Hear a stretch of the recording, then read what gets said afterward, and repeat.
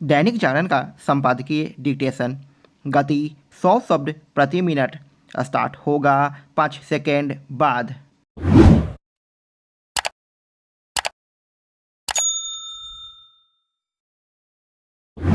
Start. राजनीति में महिलाओं का प्रवेश करना और आगे बढ़ना क्यों कठिन है, इसे समझना हो तो हिमाचल प्रदेश में मंडी से भाजपा प्रत्याशी अभिनेत्री कंगना रनौत के खिलाफ कांग्रेस नेताओं और समर्थकों की भद्दी टिप्पणियों पर गौर करें। सबसे निराशाजनक यह है कि कंगना को लांछित करने वाली टिप्पणियां कांग्रेस की महिलाओं ने भी की। इनमें वे सुप्रिया श्रीनेत भी हैं, जो पत्रकार रह चुकी है और कांग्रेस की मुखर प्रवक्ता के रूप में जानी जाती है। यह पहली बार नहीं है जब किसी महिला नेता पर भद्दी टिप्पणियां की गई हो। ऐसा पहले भी होता रहा है और यह तब तक होता रहेगा जब तक राजनीतिक दलों का नेतृत्व करने वाले अपने नेताओं और कार्यकर्ताओं को स्त्रियों का सम्मान करने की सही सीख नहीं देते। चूँकि वे यह काम नहीं करते, इसलिए उनके समर्थक भी अभद्र भाषा का इस्तेमाल करते हैं। इंटरनेट मीडिया ने उनका काम और आसान कर दिया है। कुछ दल के समर्थक तो बेहुदगी की सारी सीमा लांघ जाते हैं। वे दूसरे दलों की महिला नेताओं के साथ पुरुष नेताओं पर भी भद्दी टिप्पणियां करते हैं। निसंदेह बात केवल कंगना रनौत की ही नहीं है। जब भी कोई महिला और विशेष रूप से युवा महिला राजनीति में कदम रखती है तो उसे तरह तरह से लांछित किया जाता है और कई बार तो सीधे उसके चरित्र पर ही सवाल खड़े कर दिए जाते हैं। यदि कोई अभिनेत्री चुनाव मैदान में उतरती है तो उस पर कुछ ज़्यादा ही छींटाकशी की जाती है।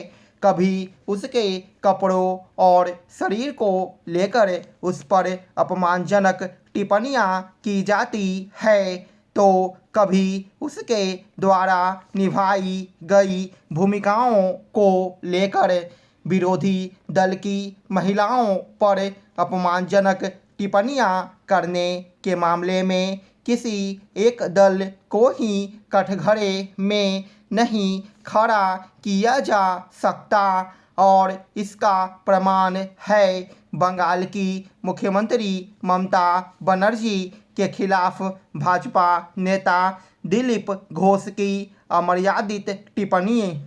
यह ठीक है कि निर्वाचन आयोग ने कंगना रनौत और ममता बनर्जी के खिलाफ की गई अशोभनीय टिप्पणियों का संज्ञान लिया, लेकिन इसमें संदेह है कि वह कोई ऐसी कार्रवाई कर सकेगा जो नज़ीर बनेगी और जुबान पर काबू न रखने वालों को सही सबक मिलेगा। यह संदेह इसलिए है क्योंकि निर्वाचन आयोग के पास वैसे अधिकार नहीं जैसे होने चाहिए। जुबान संभालकर बात न करने वाले इसलिए बेलगाम रहते हैं क्योंकि उन्हें यह भय नहीं होता कि निर्वाचन आयोग उन्हें कठोर दंड का भागीदार बना सकता है। कंगना रनौत और ममता बनर्जी पर जैसी ओछी टिप्पणियां की गई वे केवल राजनीति में भाषा के गिरते स्तर को ही रेखांकित नहीं करती बल्कि यह भी बताती है कि अपने देश में सार्वजनिक संवाद का स्तर कितना गिर गया है। यह समझ लिया जाए तो बेहतर कि यदि राजनीति में सक्रिय महिलाओं की गरिमा का ध्यान नहीं रखा जाएगा तो समाज में भी उनके प्रति अनुकूल वातावरण का निर्माण नहीं होगा। दवाएं बीमारी के वक्त शरीर को स्वस्थ बनाने के साथ गंभीर स्थिति में जीवन रक्षक होती है। स्वास्थ्य के लिए वरदान समझी जाने वाली यही दवाएं यदि मुनाफाखोरी का जरिया बन जाए तो सेहत की दुश्मन बन जाती है। पिछले सप्ताह दिल्ली पुलिस ने नकली दवाओं के एक बड़े गिरोह को पकड़ा।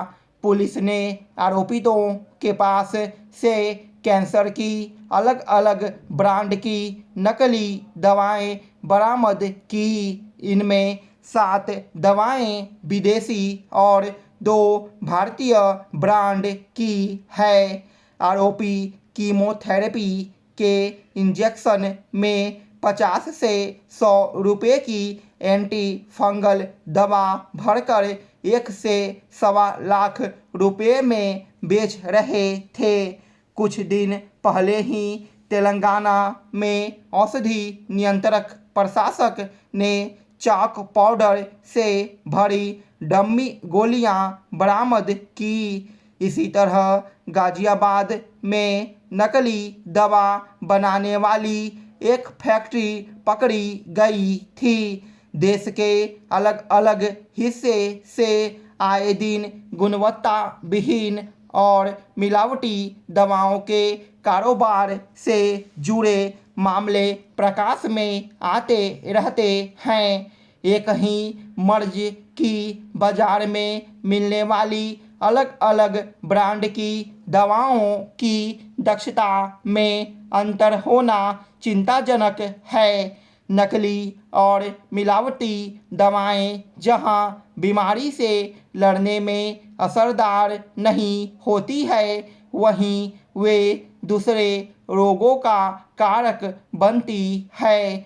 इनका सेवन गुर्दे, यकृत, हृदय और तंत्रिका तंत्र को प्रभावित करता है। गुणवत्ता विहीन दवाएं निर्यात के मोर्चे पर देश की साख भी कमजोर करती है। लोगों की सेहत से खिलवाड़ करने वाली ये गतिविधियां अब संगठित अपराध की शक्ल ले चुकी है। स्टॉप।